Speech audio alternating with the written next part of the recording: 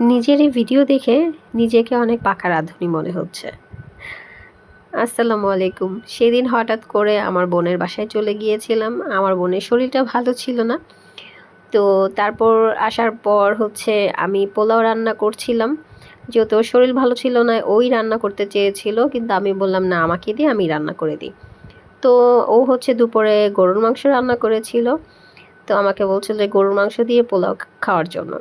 তো আমি গরুর মাংসটা নামিয়ে ভালো করে গরম করে নিচ্ছিলাম, যেহেতু দুপুরে রান্না করেছিল, তাই গরম করে নিচ্ছিলাম। তারপর আমরা টেবিলে চলে আসলাম। আমার মেয়ে তো এই যে পোলাও খাওয়া শুরু করে দিচ্ছে।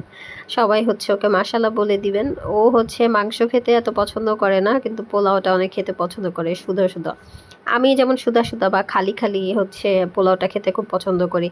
আমার এই বড় মানে আমার বোনের এই গরুর মাংসটা এত মজা হয়েছিল, মনে হচ্ছিল যে কোরবানির ঈদের, মানে কোরবানির সময় যে প্রথম দিন যে রান্না করার সময় যে একটা গন্ধ পাওয়া যায়, গরুর মাংসতে একটা সুগন্ধ পাওয়া যায়, সেই গন্ধটাই আমি পাচ্ছিলাম। আমার কাছে মনে হচ্ছিল যে আমি কোরবানির দিনই বসে বসে ওদের বাসায় খাওয়া দাওয়া করছিলাম।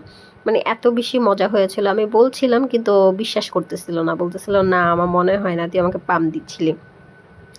তো আমি একটু ভিডিও করতেছিলাম, কারণ দেখি সবাই খাবারের ভিডিও করে, তাই আমিও একটু ভিডিও করতেছিলাম যে খাবারের সময় কেমন লাগে।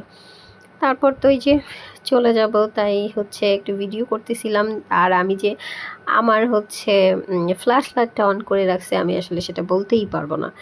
তারপর আমার বোন বলতেছিল যে, "কিরে, তুই তো ফ্ল্যাশ লাইট অন করে রাখছিলি?" তারপরে তো আমার বোন আরেকটাও কথা বলছিল যে, "তুই কি আচার নিবি?" তো আমি বলছি, "না, এখন দেরি হয়ে যাচ্ছে, এখন আর আচার নিব না।" তারপর আসার সময় ব্যাগটা কিনেছিলাম, এই ব্যাগটাই দেখতেছিলাম যে আমাকে আসলে মানাচ্ছিল কিনা, কেমন লাগতেছিল।